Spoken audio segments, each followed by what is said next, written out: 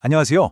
오늘 다뤄볼 이야기는 암호화폐 세계에서 정말 풀기 어려운 미스터리 중 하나입니다. 바로 XRP를 둘러싼 이 기묘한 역설에 대한 이야기죠. 아니 수십억 달러가 넘는 돈이 쏟아져 들어오고 가장 큰 골칫거리였던 법적 문제까지 해결됐는데 도대체 왜 가격은 꿈쩍도 안 하는 걸까요? 이것이 바로 오늘 저희가 아주 깊게 파헤쳐볼 핵심 질문입니다. 13억 달러. 와, 이 숫자가 뭘 의미하냐면요. 2025년 11월부터 새로 나온 XRP 현물 ETF로 들어온 돈의 액수입니다. 이건 뭐 기관 투자자들이 얼마나 XRP를 믿고 있는지 그냥 보여주는 숫자라고 할 수 있죠.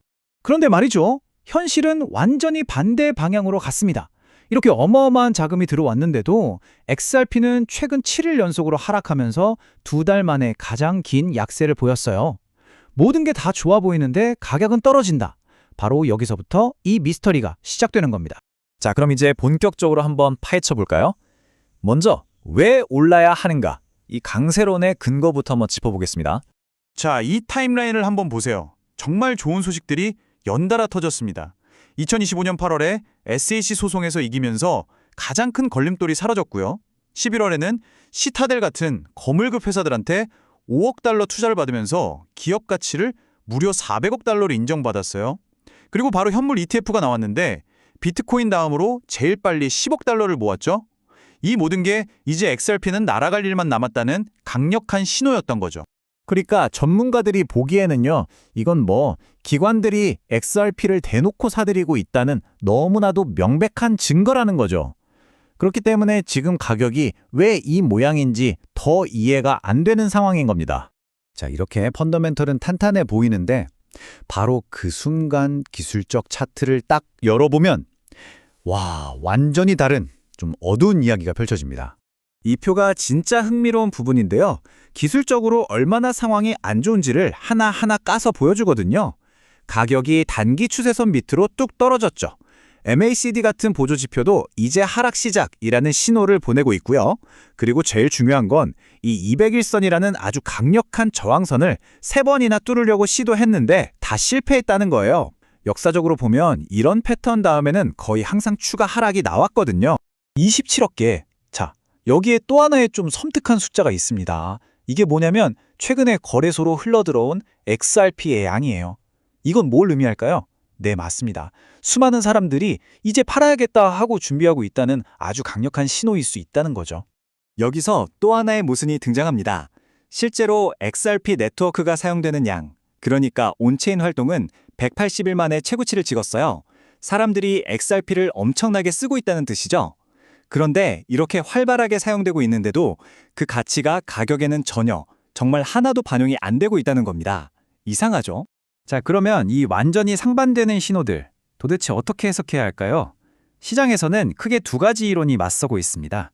시장은 이 역설을 설명하려고 두 가지 이론을 내놓고 있어요. 첫 번째는 조용한 매집 이론. 이건 뭐냐면 큰 손들, 그러니까 기관들이 가격을 일부러 누르면서 남들 모르게 싸게 쓸어 담고 있다는 거예요. 본격적으로 쏘아 올리기 전에요. 두 번째는 정반대인 숨겨진 분산 이론입니다. 이건 오히려 큰 고래들이 시장에 티 안 나게 조용히 물량을 던지고 있다는 해석이죠. 그렇다면 이 팽팽한 줄다리기는 언제까지 계속될까요? 이 지루한 교착 상태를 한 방에 깨버릴 수 있는 시장이 모두가 주목하고 있는 그것이 있습니다. 바로 디지털 자산 시장 명확성 법안입니다. 이게 뭐냐면 지금 이 애매한 상황에 대한 최종 판결문 같은 역할을 할 수 있어요. 만약 이 법안이 통과되면 XRP는 법적으로 비트코인이나 이더리움처럼 확실한 자산으로 인정받게 되는 거고요. 그러면 기관들이 투자하지 않을 이유가 완전히 사라지는 거죠. 자, 그럼 정리해 봅시다. 오를 거라는 이유, 떨어질 거라는 이유, 그리고 이 모든 걸 뒤집을 수 있는 변수까지 다 살펴봤습니다. 그럼 우리 같은 투자자들은 이제 어떻게 해야 할까요? 이 표가 시간대별로 어떻게 접근하면 좋을지 잘 보여주는데요. 단기적으로는 기술적인 지표가 안 좋으니까 한 2달러 근처에서 좀 더 지켜보는 게 나을 수 있고요. 중기적으로는 오히려 가격이 1.8달러 근처까지 떨어지면 기회다 하고 조금씩 모아가는 전략도 생각해 볼 수 있습니다. 그리고 장기적으로 본다면 이런 단기적인 흔들림은 그냥 무시하고 결국 기관들이 들어올 거라는 큰 그림을 믿고 가는 거죠. 그래서 장기적으로는 어디까지 볼 수 있을까? 시장 분석가들은 꽤나 긍정적이에요. 피보나치 분석 같은 기술적 분석으로는 8달러, 15달러, 심지어 27달러까지도 이야기가 나오고요. 2030년까지 좀 보수적으로 봐도 8.75달러, 아주 잘 풀리면 50달러까지도 갈 수 있다는 전망이 있습니다. 물론 이건 어디까지나 지금의 저항을 뚫고 펀더멘털이 이겼을 때의 이야기입니다. 결국 우리는 이 마지막 질문 앞에 서게 됩니다.